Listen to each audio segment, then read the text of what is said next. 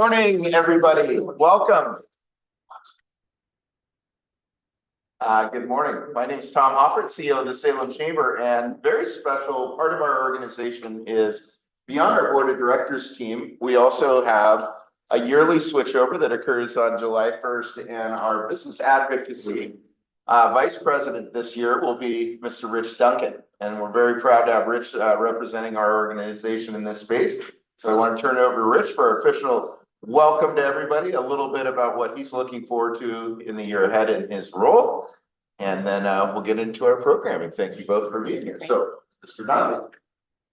I do not have a speech for her. So I'm Rich Dundon, and I just welcome everybody for, on behalf of the Chamber and the big Business Advocacy Group. This is where it happens. I think, we were kind of talking this morning. There's situations out there, and being involved as an organization and certainly paying attention as business owners and trying to prevent some of the things from even getting as far as they get. And it's us getting active and participating and learning and having a voice. So, Absolutely. Could I ask everybody to stand for the Pledge of Allegiance? I pledge allegiance to the United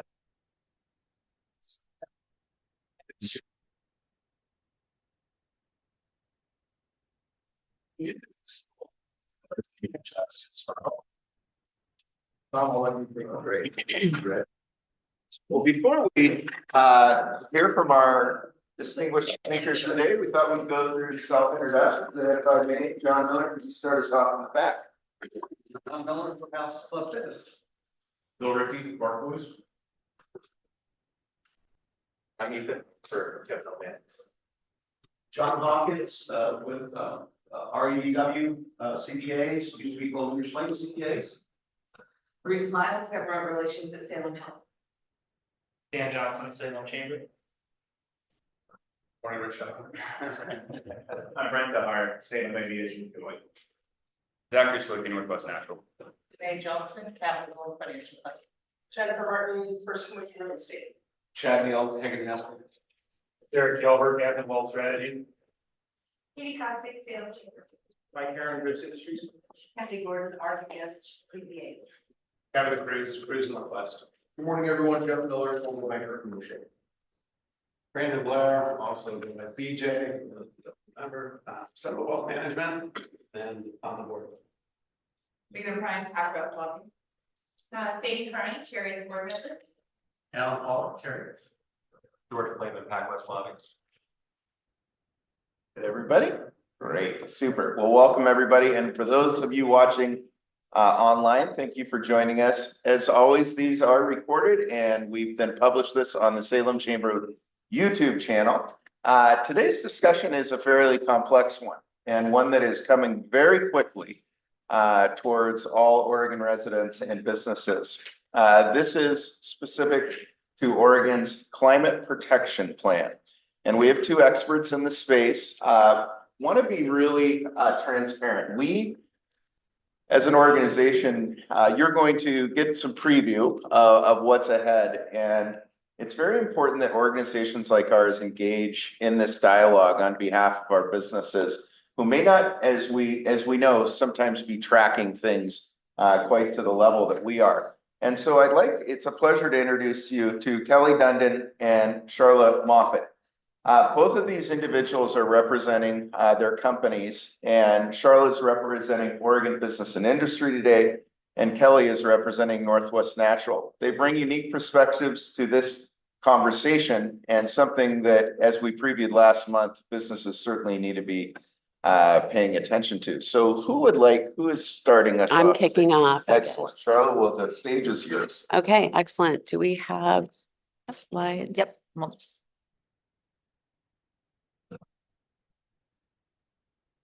Okay. Well, good morning, everyone. I'm Sharla Moffett. I'm Senior Policy Director at Oregon Business and Industry. I handle energy, environment, natural resources, and transportation in my issue portfolio. And so this is just one of the many issues that I track at the Department of Environmental Quality.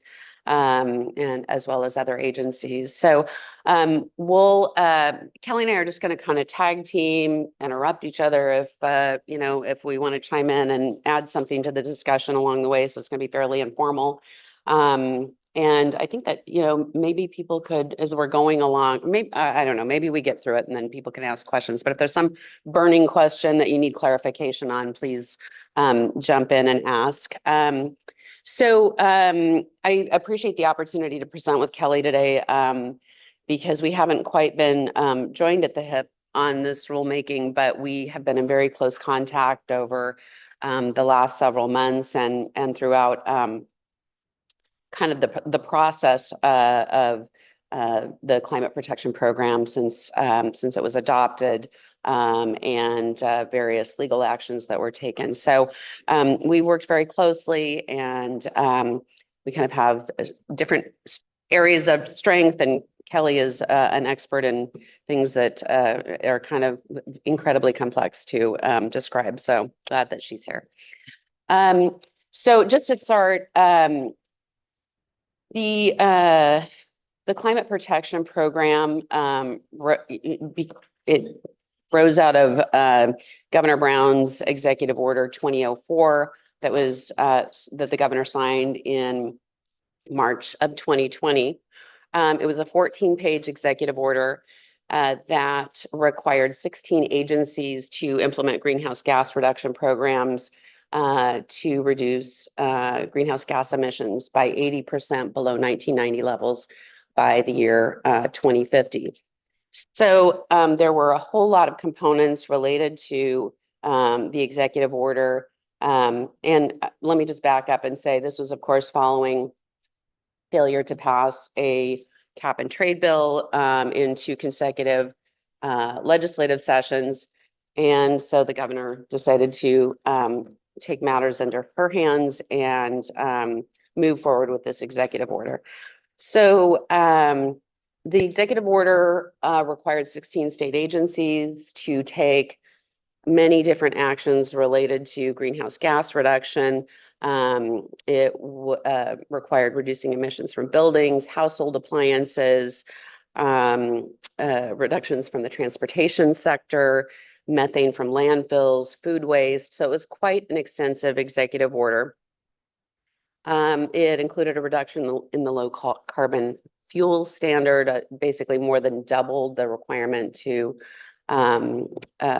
reduce the carbon intensity in the low carbon fuel standard program.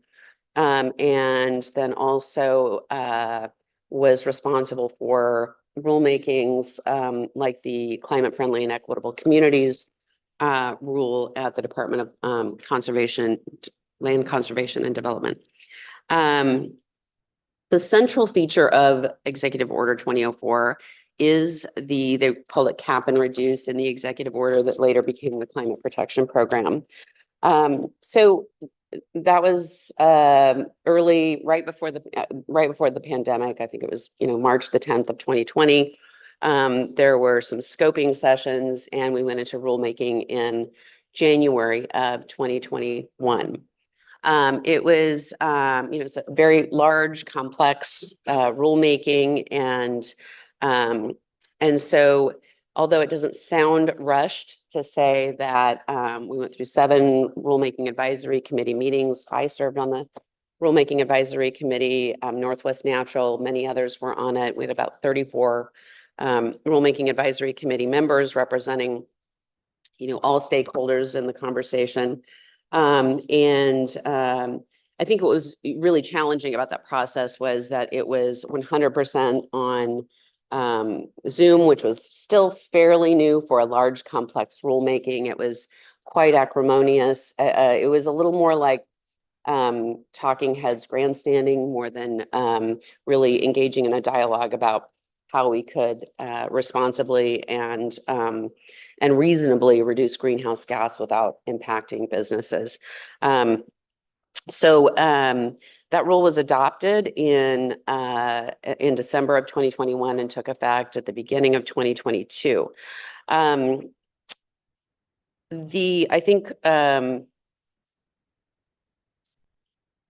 I'm gonna skip over something because that's a slide that I am going to address later. So the program began to be implemented. It was extremely concerning. The program was clearly going to be incredibly expensive, but it had a number of legal deficiencies from our perspective. Several lawsuits were filed. Oregon Business and Industry was, in one plaintiff group, and there were two other plaintiff groups that filed lawsuits as well, challenging DEQ's authority to implement the program, that there was no statutory authority to implement the program. So the rule was invalidated in December of 2023 on procedural grounds, and it wasn't, so the substance of the authority question was not addressed. Thank you. Oh, control. Exciting. So let's see. Let me just go back and make sure. Okay. We're in the right place. Excellent. Do I need to point? There we go. Okay. This is slide 4. I can't see the little corner of it. Is this slide 4? Okay. Yep. All right. So after so that was right before the holidays in 2023 when the rule was invalidated for procedural reasons. DEQ opted not to appeal the decision, and rather they decided that they were going to engage in a new rulemaking. One of the things that they said going into the rulemaking was that they felt that they could correct the procedural deficiencies very easily by just going through a new rulemaking process, and that they didn't have to change the program, but that they committed to some tweaks, and it was going to be, kind of substantially the same type of process, very similar in scope and emissions reduction ambitions as the original rulemaking. This process has also been very rushed. We only had 3 rulemaking advisory committee meetings. We're talking about an incredibly complex program, and only 3 meetings in which to, really hash out some of the major challenges with the program. So those concluded on June the 25th. That was our final meeting, and I will say that I don't know that the rule is going to turn out necessarily substantially more positive, but it was a less acrimonious rulemaking process. There was more dialogue that went on between the business community and the environmental community, which was positive, that people were listening more during this rulemaking process. So, and I don't know that I can totally, oh, okay. So so where we were right now, as of yesterday, we submitted all of our comments on that last rulemaking process. We expect the rule package to be proposed in late July. DEQ has said they will have a 30-day public comment period. For those of you who may not engage in a lot of rulemaking, a 30-day public comment period on a rulemaking this complex is very, very short. We'll talk a little more about the economic analyses, but one of the things that it doesn't provide enough time for is that DEQ really did a very poor job on their economic analysis. And so that's the sort of thing that business would go out and try to, hire an economics consultant to really dig into that and provide some, third-party information to the process about how that's going to impact businesses and consumers. But in a 30-day public comment period, it really provides very, very little time to engage a consultant for that kind of work. So we will be asking for an extension of the comment period, and we'll see. I know DEQ is very, very insistent on adhering to a particular timeline. They want to adopt this rule by November, and then implement it on January. So I think that takes me. Yes. When did they issue their, sorry, Ruth Miles, Dental Health, when did they issue their temporary notice of rulemaking? Because that starts that 180 day clock. Is that why we need to file in November? I'm not necessarily familiar with 180. So they, I mean, what kind of the process that will unfold between now and theoretically the, implementation beginning on January 1st is that they would take public comments, hold a hearing on the rulemaking, and then they would take those comments and go silent for probably 6 weeks, 8 weeks, and develop the final rule, and then that would be published, and then the Environmental Quality Commission would vote on that in November. So what's really driving the overall timeline is wanting to have this back implemented by January 1st, 2025. Yeah. So that would have been the first year of the second compliance period under the original program. And so that is the timeline DEQ is really trying to meet.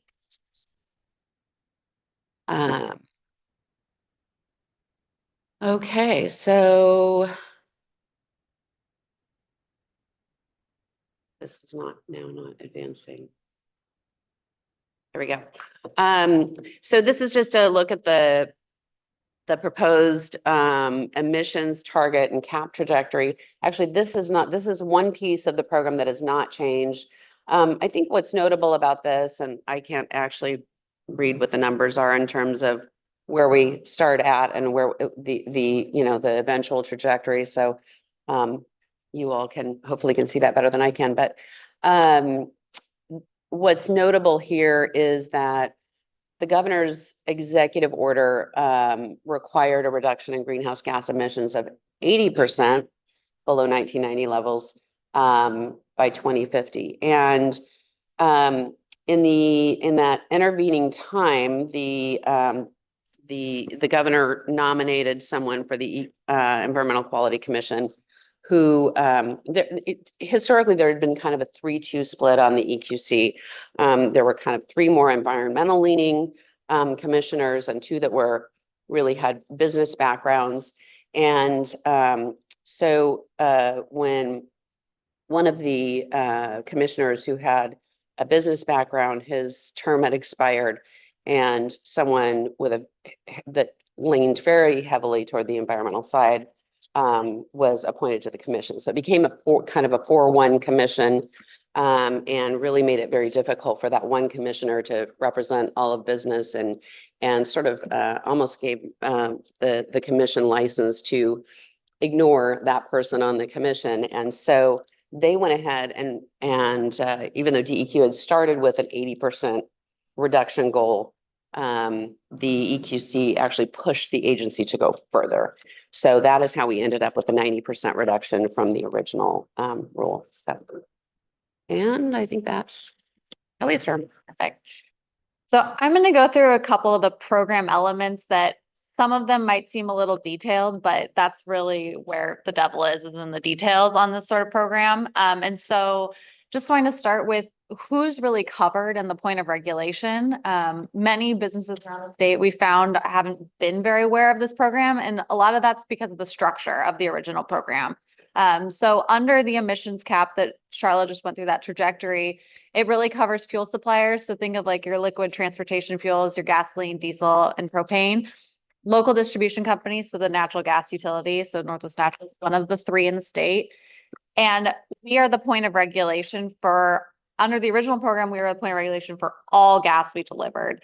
Under this program, there is a slight difference in that DEQ added an emission-intensive trade-exposed facilities category to this 2024 rulemaking. But that is a very specific category. It covers only 20 facilities in the state, none of which are in the Salem area.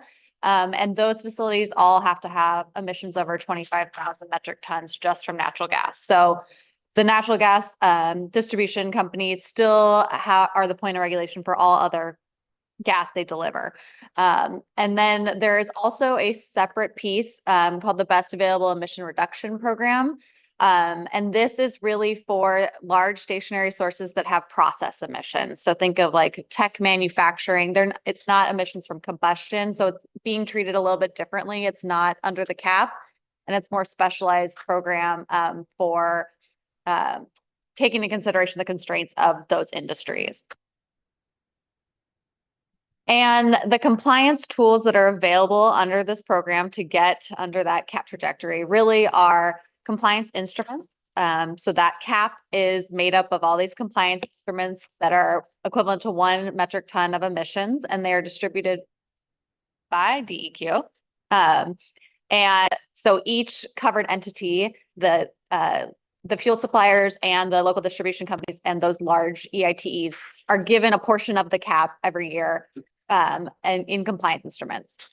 Unique to Oregon, there's also community climate investments. I'll spend a lot of time focusing on that because it's a very unique concept to Oregon, specifically into this program. Energy efficiency or improved fuel standards, those just help reduce your consumption. So that is a way to comply. And renewable fuels. So RNG, renewable natural gas, hydrogen, biodiesel, those are all exempt fuels under the program. So those are kind of the mechanisms with which we can comply on your behalf. Community climate investments. So this is an alternative compliance instrument. It's not verified carbon reduction in the sense that offsets you might be aware of. Those are pretty well established market. This program explicitly does not allow for offsets. So instead, these community climate mechanisms created by DEQ. So it is a program that is to be administered by a third-party 503c nonprofit. So it is not administered by DEQ directly, but all the program elements are developed by DEQ, and there is some oversight in the fact that DEQ has set the price of the CCIs in the rule. They will be picking the 503c nonprofit who will be running this portion of the program. And essentially what happens is this nonprofit is allowed to sell these CCI credits to covered entities to cover their emissions. Each credit represents 1 metric ton of emissions for the covered entities. But unlike offsets where you go out and you implement a project and you reduce emissions and then you have a verified protocol and then you receive credits that you can sell, this is kind of the opposite. So essentially this is a fund, if anyone's aware of kind of Portland Clean Energy Fund concept, it's a fund where these covered entities pay into this fund and then eventually the money is spent and intended to be used for projects that reduce greenhouse gas emissions and other pollutants, promote public health, environmental and economic benefits in environmental justice communities, and accelerate transition of residential, commercial, and transportation uses of fossil. So that is the intent. Because these are unique to Oregon and there's a timeline issue, we have a lot of concerns about this portion of the program. You're essentially outsourcing a large fund to a nonprofit that doesn't necessarily have to have climate or greenhouse gas experience. The price, like I said, is established by DEQ. It's set in rule. Currently, in the most recent draft of the rules, DEQ is proposing a 2025 price that's set at $129 per metric ton. We'll get into a little later how that compares with other programs around the country. But it also includes 4.5% of all that money is going to be returned to DEQ as a CCI fee. So that is new to this 2024 rule. It was not in the original program. DEQ will now be receiving 4.5% of all the money going to this nonprofit. They have to pay it back to DEQ twice a year. And when we talk about this program, the magnitude, DEQ and the previous entity they selected estimated this was going to bring in about $150 million a year. We believe it's probably higher than that, just looking at the compliance trajectory. And so this is not an insignificant amount of money. This is a large amount of money going to a nonprofit that does not really have the government oversight of a typical fund like this. So this is just a graphic showing how the money moves. So fuel suppliers with the compliance obligations. So natural gas distributors, transportation fuel suppliers, they will be paying money to the CCI entity. CCI entity will generate these credits, tell DEQ, yep, they've paid us money, issue them credits. It counts towards the compliance obligation at that time. So none of this money has to have been spent. No projects have to have been realized, anything like that. It counts in the state's emission inventory. And then eventually it's supposed to be spent on projects that reduce emissions. But there's no guarantee that it'll be the 1-for-1 ton that we're paying for. The timeline of it, there's no set timeline requirements. There's no established protocols. Most offset programs have really clear, generally accepted protocols for how to calculate emission savings. So it's really unclear at this point how this program will work and what it will actually result in. Other than we know it will result in 2 sets of books for the state, essentially. So we'll have the true emissions, combustion emissions, and then we'll have a set of books that accounts for these community climate investments that have not been realized as far as savings. Tell me what an environmental justice meter is. There is a lengthy definition in the rules. The state's been adopting more and more environmental justice regulations, but it's historically disadvantaged. There are tribal, rural, Communities of color, communities of color. There's a lengthy coastal. definition. Yeah. Yeah. So as far as how much of compliance obligation, covered entities are allowed to use 15% of their compliance obligation in the first 3 years of the program by buying these CCIs. And then it goes up to 20%. So when you think of those books of like what the state says our emissions are versus what the real emissions are, things like that, that could be a 20% difference, which is pretty significant. So as we're trying to tackle the climate crisis and things like that, we just need to keep in mind like where the money's going, how we're spending it, how it's being efficiently used, and what it's really resulting in. Also note under the previous program, under the previous CPP program, the CCI entity portion of it never was up and running.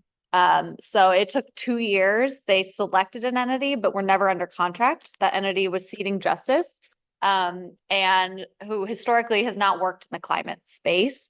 But we, as covered entities, were not even able to purchase. So that is why you have not really felt a lot of this cost impact yet, because this portion of the program wasn't up and running. And DEQ will have to restart this portion when the new rules take effect in January. So we don't know when these will be up and running yet, but this will be a significant driver of the cost of this program. When you think of 150 million at least going into this, that trickles down to all your rates and all your fuel prices. Yeah, I was just going to jump in and just mention that the enforcement of this program is very heavy-handed and expensive. And so that is where these alternative compliance instruments are incredibly important, because if you're a facility that is not able to reduce emissions using some other method, you would need to go out and purchase community climate instruments and community climate investments. And for, particularly for, natural gas use is not static, whether you're an industrial facility that's manufacturing something or you're a local distribution company. You have a cold winter and you're going to sell more natural gas. And so that isn't something that is as predictable as maybe it would sound, or as clear cut as it would sound. So these instruments that you would go out under the declining cap that, you're going to get fewer instruments each year free from the state, but then you have to, as that, declines, you have to turn in the number of instruments that are required or that you sold for the natural gas utilities natural gas that was sold to customers. And so it really becomes a very important part of the program, but also a very expensive part of the program and one of the big cost drivers. And as far as the following through on whether these are really carbon savings eventually, keep in mind, there are strict penalties for not meeting compliance obligation. I think it's $12,000 per metric ton that Per day. that a covered entity will be charged if they do not have enough compliance instruments or CCIs to cover their emissions for the year. There is no sort of penalty for not realizing any savings through this portion. There's nothing really truing up what is spent in this part of the program versus on the other side, on the compliance side, there's these heavy penalties. So it's just kind of a different treatment between the two. And again, looking to that oversight or lack thereof of this portion of the program is worrisome to all of us. They'll be spending a lot of money and customer dollars on this compliance tool. Have the administration fees been regulated or stated about how that, share of the 150 million can go to overhead and how much has to actually be implemented in programs? I think it's up to 20%. 20% is a pretty admin. high. So when you think of that, in addition to the 4.5% that's going back to DEQ, it's about 25% of the money is not actually being spent on these projects that are going to be proposed. And they receive the money before they even have projects proposed. So they just have to be under contract with DEQ. The plans don't have to be approved. So you don't know what this money's going towards at the time it's spent. So, yeah. And that, it's that equity advisory committee that has input into, kind of shaping those projects, selecting the CCI entity and those types of activities. But it'll be very community driven. And I think, that's where, an organization like Seating Justice is, they're wanting to build kind of community capacity and be out, having those conversations. And at the same time, this program needs to be able to reduce greenhouse gas emissions. So there are kind of a lot of different objectives being placed on that pot of money. So anyway, okay. Oh, okay, we're in the right place.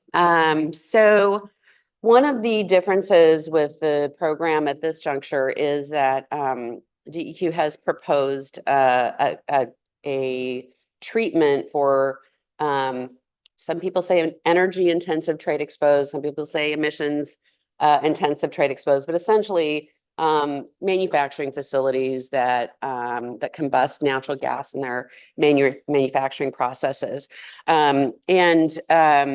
There are just many of these facilities because of the types of processes they use. They have to utilize natural gas. Electricity is just not going to get, things hot enough, produce steam, and all of those processes that run, large facilities that are engaged in major manufacturing. So natural gas is their, fuel of choice. So this would allow these manufacturing businesses to be treated a little bit differently. There is precedent for EATE treatment. Both the California Cap and Trade Program and Washington's Climate Commitment Act both allow for kind of a different treatment for these businesses. And one of the reasons why they are treated differently, and we asked for this actually from DEQ during the original rulemaking process, which they did not agree to then and now have, is that these businesses really are highly sensitive to very vulnerable to competition with jurisdictions, with manufacturers who are outside of the state of Oregon. And so the more regulation you put on Oregon businesses and the more expensive that is for them to produce products here, the more diminished their competitiveness is out there in the global, national or global markets. And obviously, a lot of our manufacturers are competing in markets, or the vast majority are competing in markets that extend beyond the boundaries of Oregon, and are often in other parts of the world, not even in the United States. So So it's intended to shield manufacturing from a concept called carbon leakage. Leakage really refers to the concept that if a product cannot be in order to reduce emissions, companies have to they have to reduce their emissions, and so they may not be able to do that. That might cause them to have to curtail operations here, shut down, shift production to another state, and that we may be reducing 5 tons of emissions here, but really what we're doing is shifting that 5 tons of emissions to somewhere else in the world. And in many cases, it could be increased emissions because we do have a lot of manufacturers that are very sensitive to environmental issues, that have made major investments in their energy efficiency, and implemented other fuel saving measures in Oregon. And it's obviously in the interest of manufacturers to be energy efficient, because energy costs are they're a very big cost driver for manufacturing companies. So there are kind of two kinds of leakage. I sort of went through the carbon leakage, in which it really just displaces emissions to some other part of the world. The other thing that happens in this process is that you end up with economic leakage, because those companies will either, again, relocate, curtail productions, shift production to other facilities that are outside of Oregon. And so those businesses are not only potentially, the tax revenue isn't there, the jobs aren't there, your skilled workforce leaves the area. And it's pretty rare if you have, large employers in communities, the people don't just stay and decide, well, there's some other sort of job. They tend to follow those manufacturing facilities and where those jobs exist. So so that's where we end up having just very huge economic impacts on our economy. So, but just in terms of what it does, it only covers 20 facilities, which obviously isn't very many. And these tend to be, kind of the largest manufacturers. It's for companies that emit or that combust more than 25,000 metric tons of natural gas. And so these protections just allow a slower decline in the cap. It's about 7% per compliance period. We're still very concerned that it is still faster than companies may be able to reduce their emissions, because one of the challenges is that there just aren't a lot of other options for facilities to reduce their emissions, because they have gone through, a lot of those kind of low-hanging fruit types of activities that improve their energy efficiency and reduce emissions already. And we're in this kind of unique place right now where there are a lot of technologies in development, but they just are not, they haven't been fully brought online, not commercially available. And so policy really is ahead of where technology is. And that is the challenge for so many of these manufacturers that rely on natural gas. Let's see, what else can I tell you about that? Emissions, 20 facilities. I was just going to mention that one element that makes the EITE treatment challenging is that DEQ requires facilities to average their emissions between 2017 and 2019. Well, that's a few years back now, and many of these facilities have already expanded their production, and so they're actually emitting more than they were in that 2017 to 2019 timeframe, not because they are inefficient, but because they've actually ramped up production since then. So the challenge with even where the starting place is with some of these facilities is that they are already in a credit deficit. If we go back to 2017 to 2019, and they've expanded production and therefore are combusting more natural gas than they pre. So you could be in a situation where even though it's the beginning of the program, you could already be in a credit deficit and be having to purchase CCIs early in the program, these community climate investments. I think what's most important probably to this audience is this does not cover any smaller manufacturing. So when we say there's 20 in the state, there's none in the city of Salem. And it doesn't cover anything that's not a trade exposed manufacturing. So we have large energy users like hospitals, universities, government buildings, your public schools. They will not receive any preferential treatment to help dampen the costs. So it has to be a large manufacturing facility that's trade exposed. So while this is a step in maybe the right direction, help some of those large users, it does not do, this portion of the program doesn't do anything to help smaller manufacturers or non-trade exposed businesses or buildings. And yeah. Yes, you guys have a list of 20 companies or facilities that are exempted or? I do, we don't here, but I do have one and I can show it to you afterward. Happy to. Yep. You just email it. Sure, happy to do that. Yeah, and I think the other thing about this is that many of these companies aren't their emission profiles don't necessarily track the number of employees they have. So a lot of those who are not protected, EITEs that are not protected, they are large businesses. They just don't have emissions that are more than 25,000 metric tons.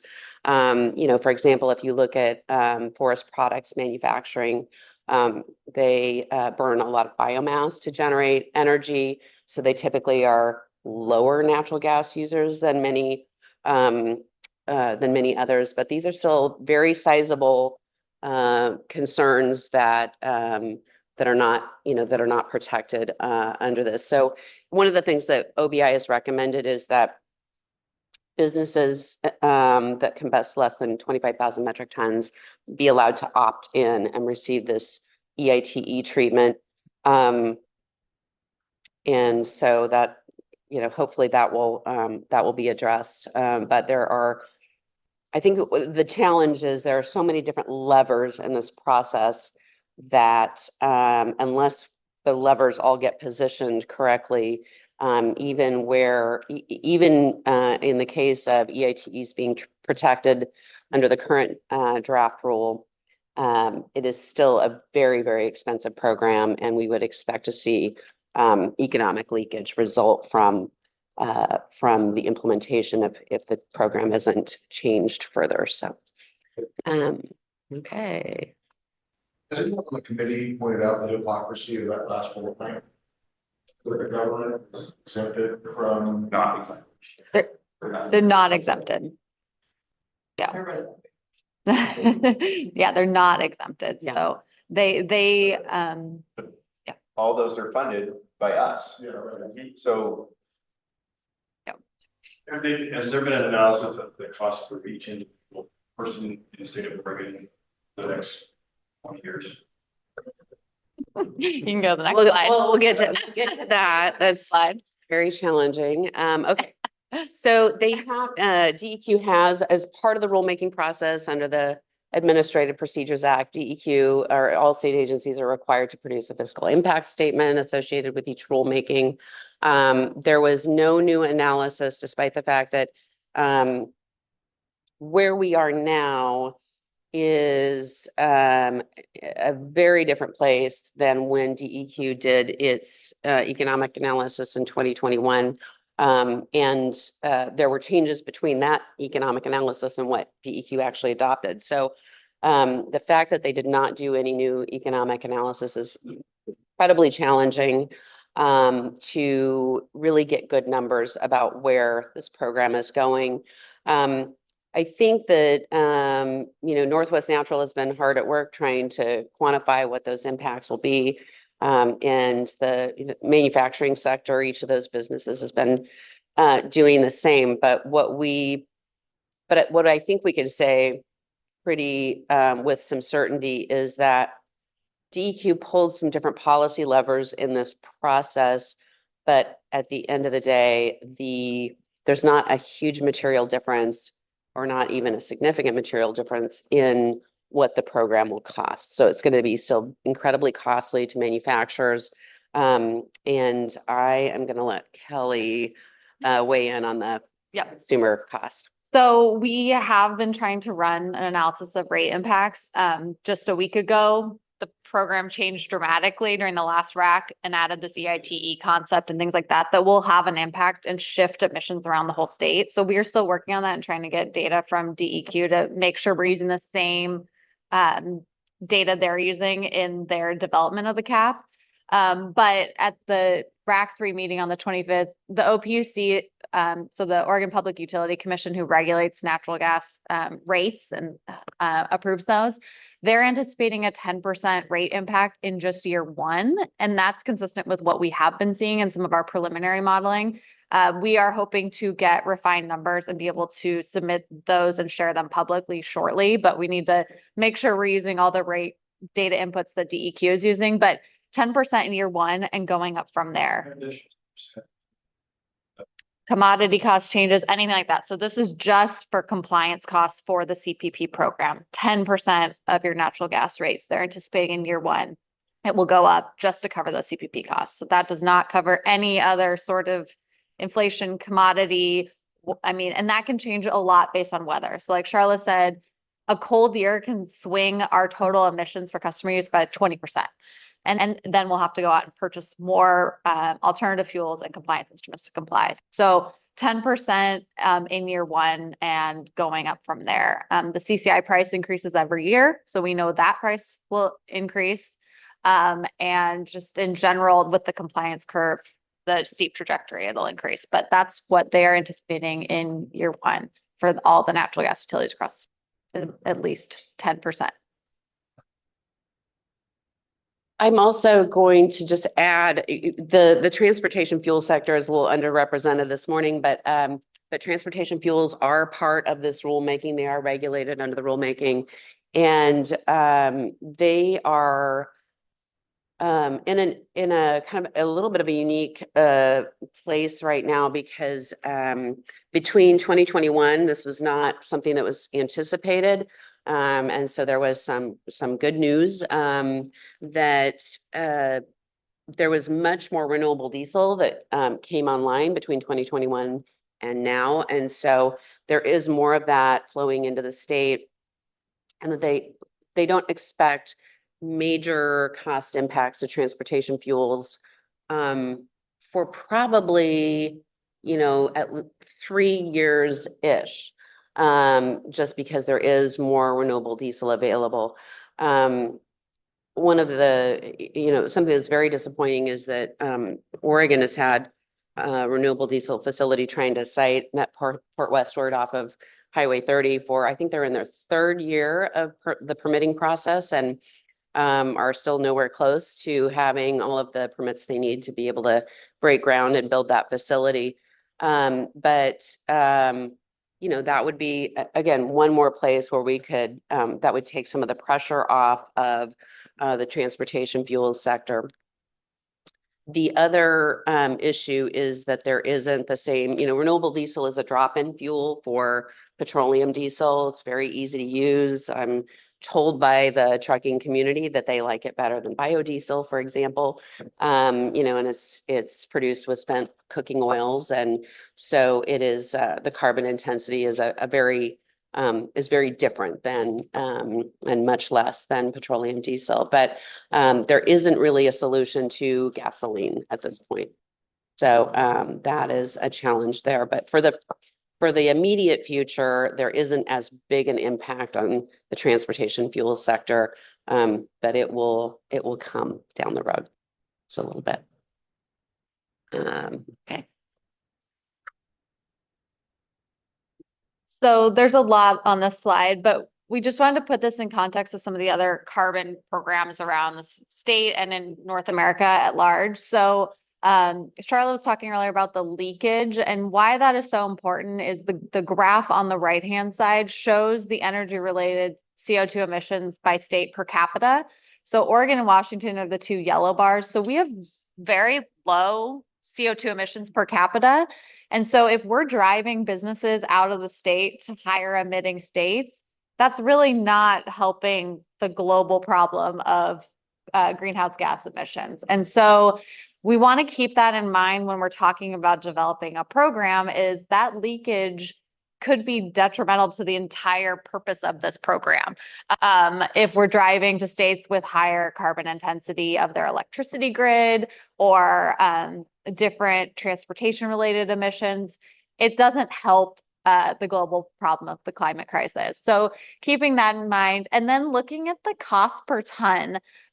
So we've mentioned CCI prices. They're set right now at $129 per ton in Oregon for a CCI. And in other carbon markets, like the cap and trade programs in Washington, California, Quebec, we're seeing much lower prices for their compliance allowances. So those are equivalent to 1 metric ton of emissions. Slightly different programs because those are cap and trade versus cap and reduce, but it's still a price per ton. So trying to think of a comparable market to what DEQ is developing for the CCIs. So we're seeing in the most recent auctions, Washington settled at $24 per metric ton in the Climate Commitment Act, and California, Quebec are, 37 was the most recent. You've got in the East Coast, their regional greenhouse gas, RGGI, their cap and trade program for the power generation sector, and they're at $21 a metric ton. And the next highest in North America that we're aware of is BC. Canada has a carbon tax of $80 per metric ton. So when you think about the price DEQ is setting, and we have not been able to get a lot of clarity from DEQ as to how they established that price, it's much higher than all these other markets we're seeing. So when we talk about total program cost and that 10% rate impact in year one, a lot of it's being driven by the cost of these CCIs.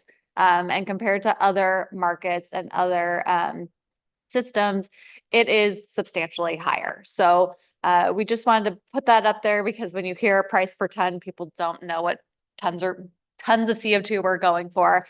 Offset market, the voluntary offset market's even lower. So when we talk about CCIs versus offsets, we've been advocating for offsets to also be included as an alternative compliance mechanism under the CPP. We just think those are an established, verified process, and they're lower price. They've got this market and this process figured out a little better than a whole new developed program under the CCI. So just wanted to put this up here for comparison to give people a little bit of context of what Oregon's program is looking like for some of these other competing carbon markets. In Washington, they passed that they were saying it's going to be 5 cents a gallon. So we're talking $2.50 a gallon again, possibly. So Washington has had some interesting, so their prices on their compliance instruments were a little bit higher last year when a lot of those prices of the pump were first felt. But it was never, the highest I think it settled at was 62. So even at its peak, it was less than half of what Oregon's proposing. So yes, there will be substantial cost impact. And I might just put a little finer point on the cost of the CCIs. One of the things that the Department of Environmental Quality has said, I'm going into this rulemaking because there was never really a discussion, even when the original rule was adopted, for how they got to the costs that they did for a community climate investment for those alternative compliance instruments. Because during the rulemaking process, I believe it was at about $77. That was kind of the last thing that the Rulemaking Advisory Committee had seen and was proposed in rule. And then right before the Environmental Quality Commission adopted the rule, it was suddenly a much higher price, I believe in the 120s. And then in this rulemaking process, they're at $129. That price will go up by $1 per year, plus the cost of inflation. So you're starting to see, increases at a pretty good clip if it increases by $1 plus inflation every year. Yeah, for context, under the last set of rules, the initial year price in the rule was written as $108. And like Sharla said, that was higher than what the last rule advisory committee had seen. But when it came to actually setting the price and adjusting it by inflation, it was $123. So they're saying right now 129, but that is pre-inflation adjusted. So we will know next March. They'll publish the actual price. So the rule lists the price, but that is not necessary. That is pre-inflation adjusted.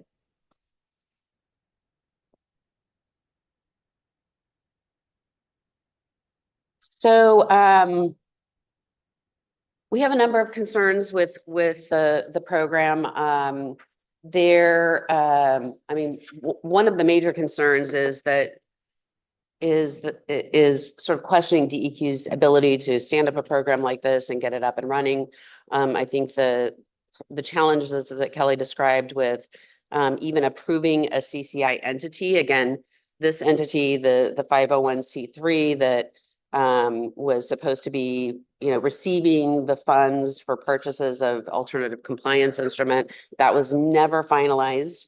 And so it, had the rule not been invalidated, you could have had some, regulated entities in a very bad place because there was not a method for even purchasing compliance instruments, and then a regulated entity could have been in a position of, an enforcement action and that kind of thing. But a problem that we're increasingly seeing just across the board at DEQ is the ability to do program implementation. I mean, one of the things, kind of the core programs at DEQ are really around permitting, air permitting, water quality permitting. And that is really the primary way by which we, maintain a healthy environment. But there are just huge backlogs of permits, expired permits, administratively extended permits. There are facilities that filed their permit renewals 10 years ago and have not gotten a call back from DEQ yet about, we're going to start working on your permit. And at the same time, it's an agency that costs are going up very rapidly. In the last legislative session, Title V facilities, which are, there are kind of two different types of permits. Title V is kind of like the, higher emitting facilities, tend to be larger, more complex facilities. And then there are other air quality permits for smaller, lower emissions. But Title V fees went up 83% in the last legislative session. That was adopted by the legislature, that was passed in the 2023 session. For some context, there are facilities for whom that was a $300,000 increase, just to be able to get an air permit. And that's an air permit that's outdated and has not been addressed. Many of them, not all of them, but they have a very large permit backlog, and costs are rising.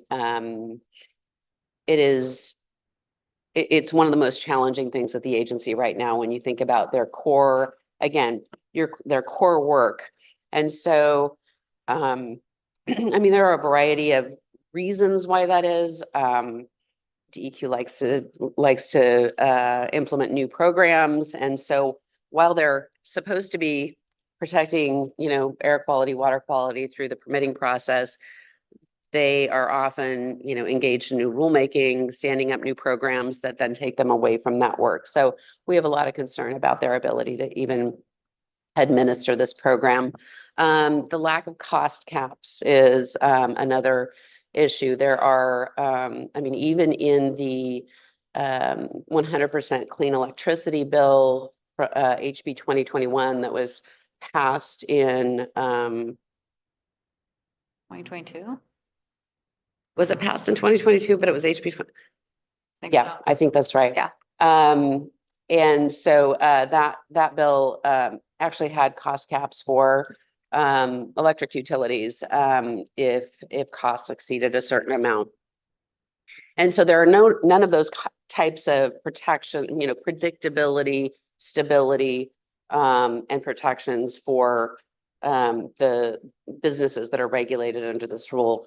And I think that's one of the, just something to underscore is there are, you know, businesses are incredibly innovative and, you know, creative at meeting their compliance obligations. But one thing they cannot tolerate is lack of predictability and, you know, surprises with costs and those kinds of things. So the cost caps would be a huge addition to the program. I don't think we will see it, however. So it doesn't allow for economic development and growth. One of the things that is just amazing about this program, DEQ made it very clear in the last rulemaking advisory committee meeting that businesses you cannot grow. You cannot, there is no mechanism by which a facility could increase production. And there are a number of these that are planning for these types of increases, but you cannot emit any more greenhouse gas. And so therefore you cannot utilize more natural gas. So if you just look at, you know, for example, SB4, the Oregon CHIPS Act, $200 million that was committed to helping the semiconductor industry grow in Oregon and helping with that federal match and accessing the federal CHIPS Act money. That will be all for naught under this under the climate protection program if we don't address the ability for facilities to expand. And, you know, I think as everyone knows, you've got businesses that are, you know, based in, you know, there's really a hub of semiconductor manufacturing and in Washington County in particular. And businesses are co-locating there. You know, you've got you know, material suppliers and skilled workforce. And again, it's an important, not only an important industry, but also strategically co-located or other businesses that support those businesses. And it is going to prevent them from growing as well.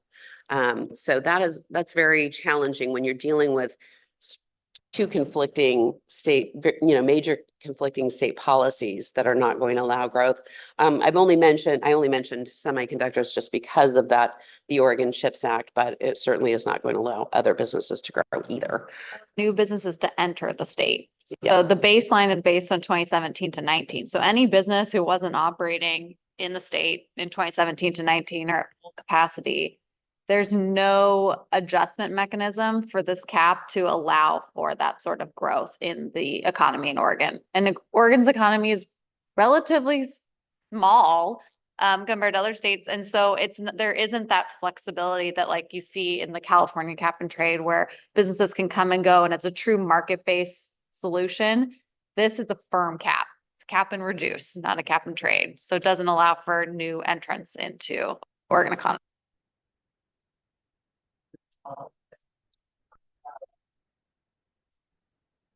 It depends on their power source because electricity is not regulated under the CPP. So electricity is not covered. So it depends on how they're generating electricity. If they're generating it on site from combustion, then it will have an impact. If they're buying electricity, it won't. But because electricity is not covered. They're the largest.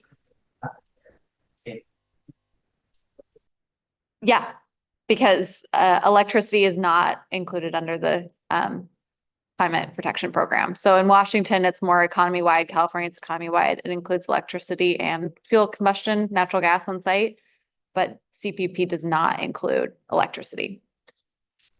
That include, you know, PGE's burning of natural gas to generate electricity. No, the power plants and all electricity providers are under HB 2021, not under the climate protection program. Are there any components of this that are positive or that we can rally around or support while proposing some of these points that we have concerns with? I mean, in general, we're supportive of carbon policy, but this is not, I don't think, anything that we can support. We were supportive of cap and trade. So that last bottom bullet point about linking to Washington and California, Washington's in the process of linking their Climate Commitment Act to California's market. So again, when you get a bigger market, it's true cap and trade. It allows for a lot of these business dynamics to survive and grow and shift. But that there's just not that flexibility in this program. I think we'd be supportive of, like we were historically, of cap and trade in the state. But this is really a challenging program for us to support. Dinner for our kids and grandkids can go to work for DEQ now. Yeah, or that nonprofit that's gonna get $30 million a year for overhead. Is there a next slide? I hope there's a next slide of how we get involved and how we create change. Because if it's just to come tell us all about this, failed you as an exec. We need to hear now, how do we get engaged and become into this process? Absolutely. So we expect DEQ to have their proposed rule package out at the end of July. Again, 30-day public comment period. We're going to do our best to get that extended so people have a little more time to look at this complex rule prior to offering comments. So while that comment period is open, you know, we'd be delighted for people to weigh in and express their views on the proposed rules. And the Environmental Quality Commission also holds their meetings are open. They always have a public comment period portion of the meeting. If people are inclined to show up either, and I think it's both, they can participate both in person and remotely still. For the EQC. Yeah, for the Yep. meetings. And it's not so much, you know, you really don't have to know a lot about this program, the kind of the details of the program to be able to, I think, express concern about where the direction that things are moving in the state, you know, our lack of viable options for reducing or moving to alternative technologies, and just, you know, overall limiting consumer choice, the impact on other parts of Oregon's economy, including things like, you know, the slide that Kellye talked about, impacts to universities, schools, hospitals. And then I think reaching out to other elected officials, we have been engaging in a lot of conversations with members of the legislature about a cap and trade bill. I think we have not seen anyone super eager to step up and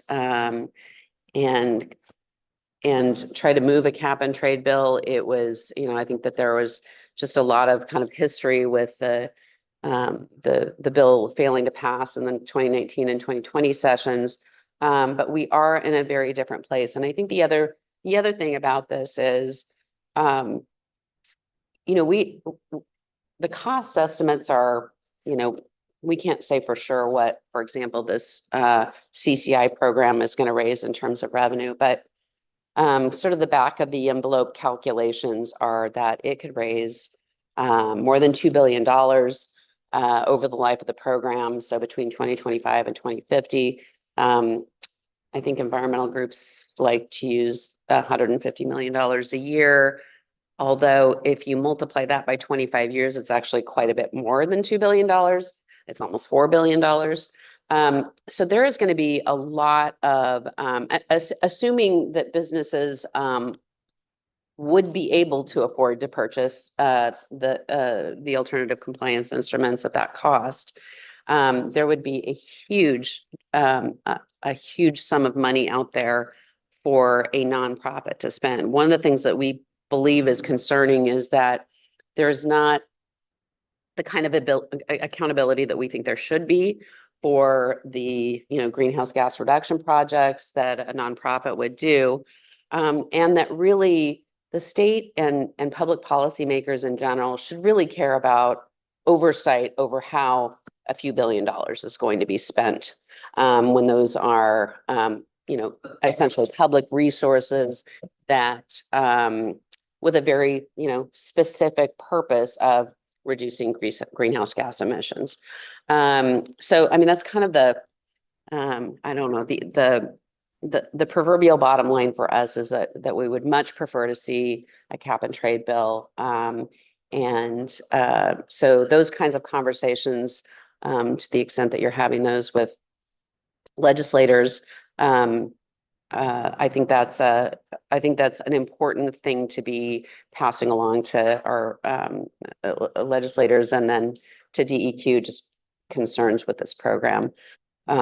So I will say on this public engagement comment period, a lot of the framing of this program has been make large polluters pay, but really everyone who has a vehicle, who has natural gas in their businesses or home, that's who's ultimately going to be paying. And a lot of that voice has been kind of missing from this conversation. And so this formal comment period is really an opportunity for all of you to talk about the impacts to your business, what a 10% rate increase would mean. There is going to be, we anticipate a large volume of comments, and volume seems to matter in these rulemaking processes now. And so feel empowered to share your experiences. I think it's valuable add to this rulemaking process, but just wanted to make sure everyone is aware. There's thousands submitted last time and DEQ has to respond to all of them. So it's not just going to avoid, but I think sharing the impacts to your businesses, your communities, your residential bills is really valuable and sometimes missing in these conversations. Kellye, is there an immediate template for somebody to click on to hit X to understand how to write and submit in this? Or is this a space something we need to pioneer for all of us? We can totally help with that. We're not, we're not quite at that point yet, since we haven't seen the proposed rule. So we'll need to kind of see what that looks like and figure out what those messaging points are. But we're certainly happy to provide that. And it's something that the environmental community does a very good job with. During the original rulemaking, they were in nursing homes and churches, having people sign letters. And I think that something like 7,200 public comment periods were made, comments were made or submitted to DEQ. Again, as Kellye indicated, DEQ seems very moved by the number because they were primarily comments that supported the program. And they do just have a sort of an easier and less nuanced argument to make. Of course, we need to address climate change. We need to be reducing greenhouse gas emissions. One of the other things that's just sort of frustrating about where we are in the bigger picture of technologies and alternative energy discussions is when we start having these discussions, things inevitably move into a direction in which clean energy technology is there are so many requirements being placed on it that it is almost cost prohibitive. So there was for example, there was an offshore wind bill in the legislature in the 2023 session. And there were not just, standard prevailing wage and those kinds of things, but it was all of these additional types of requirements on employers for, job training programs and all kinds of things, so if you're a small employer, you can't really, it's very difficult to do. But the thing that I keep talking about is, if developing alternative technologies for clean energy is important to everyone. We should be making clean energy as cheap as possible, not as expensive as possible. And so that is a battle that we're going to continue to fight. So, yeah. Zachary?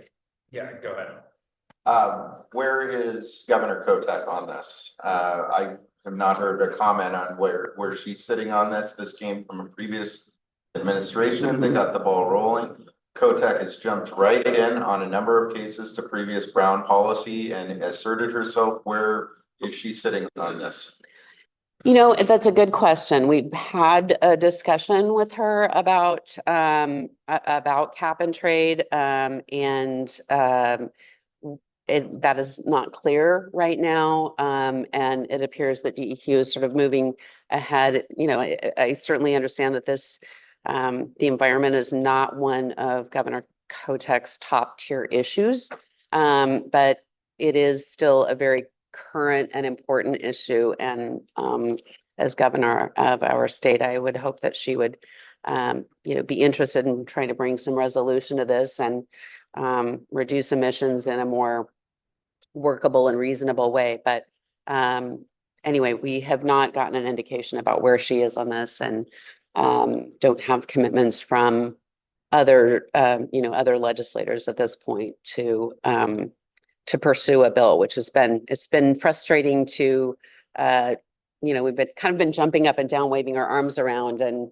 haven't quite gotten the attention that we need for someone to say, okay, I'm going to champion this bill. And, I understand that's difficult with the history of the 2019 and 2020 sessions and cap and trade not passing. I understand that there's, a little bit of, reluctance to take this issue up, but we are really at a crossroads where we need for that to happen.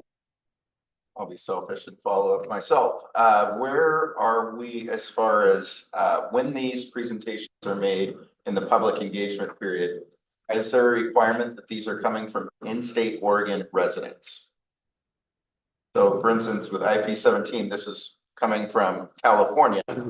Influences here in the Oregon Petri dish, as we always are. If you are providing commentary to DEQ, that is going to move them in a way for Oregon, are you required to be an Oregonian to make those comments?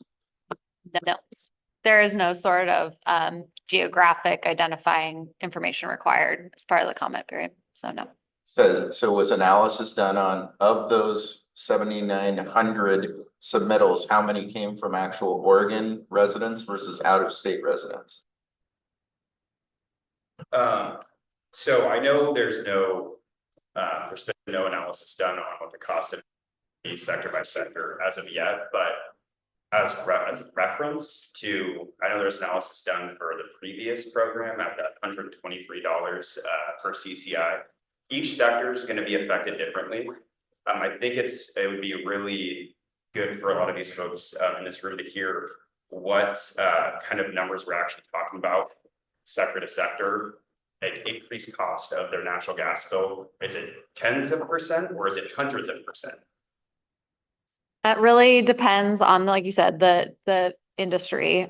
So it will be a set cost per therm for all energy users, but depending on your amount of energy use, it is a higher percent of your bill. And so if you think of some of the large manufacturers who purchase their own gas and just pay, for instance, the distribution company to deliver it, it could be, like you said, 800% of your Northwest Natural bill going up because you're not paying for the commodity costs. In our previous analysis, some of the smaller manufacturing in year one was seeing, a 27% increase in bill. It just really depends on your use of volumes, but it will be a set cost per therm, standardized across all. It just really depends on your usage. But we are, like I said, trying to assess these newest changes, and hopefully we'll be able to share that information publicly shortly so that it can be incorporated in some of your comments to DEQ. But we will want to see what the final rule at the end of July looks like to really make sure we're providing the most up-to-date estimates as best we can. Questions? Do either of you know what like the 10-year trend has been in greenhouse gas emissions for the state or the state? I know nationally, like for the last several decades, emissions have actually gone down quite a bit, and that doesn't seem to get expressed at all. In these discussions, when we talk about greenhouse gas emissions in the states, it gets 1978 while driving giant Plymouth started to let it cool, but that's not the reality. So do you know, do you have a sense of what the trend data is telling us?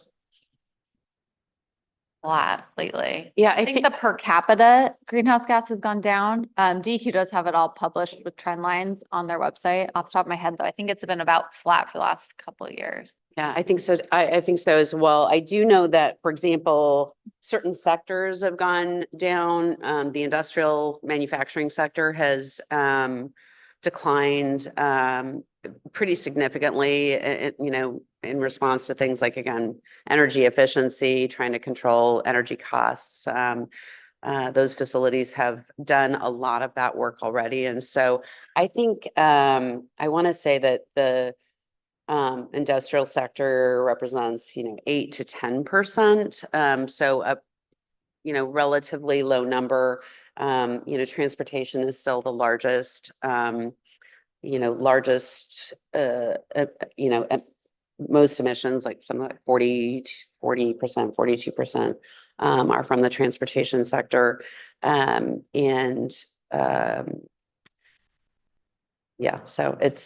it has leveled off, which is saying something when you look at the growth that's happened in Oregon over the last 10 years. Gonna address the elephant in the room and know that you probably won't answer the question, but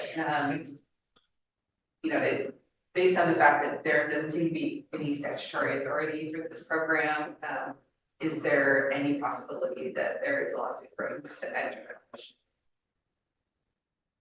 Waiting to see the Well, we're focused on the rule in front of us right now, certainly, engaging in that process. And so we will have to see, what comes out of that process. I can't predict the future, but it certainly depends on what kind of concern there is out there. What I will say is that the issue of statutory authority was not addressed in the Court of Appeals decision, and so that is still very much a relevant argument. All the substantive arguments in the previous lawsuits, the courts did not opine on them because of the procedural issue, and so those arguments still exist and have not been decided on. But I think we're actively engaging in this rulemaking and trying to improve the program. So see what the future holds. Any last questions for our speakers? Would you join me in thanking our speakers today? I'm going to stay on real security topics. And first of all, invite you all to watch from home, or certainly come join myself and others on Monday night. The City Council will officially hear the presentation from the Alternative Revenue Task Force on the options that the task force has considered. What will be no surprise to anybody is, Bill, what is the #1 item they went for? Business license fee. Okay.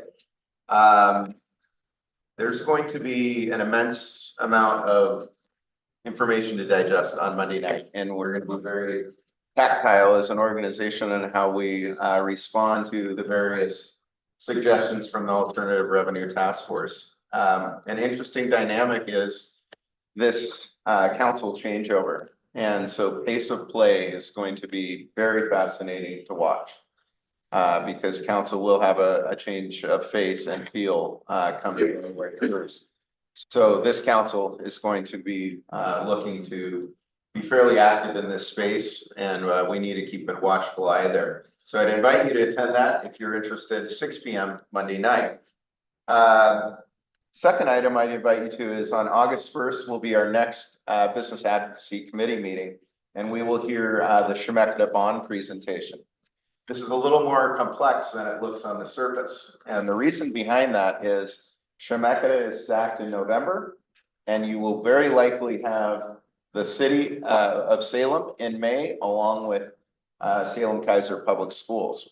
And so as an organization, our board team is going to look holistically at 3 requests for money within an 7 to 8 month period.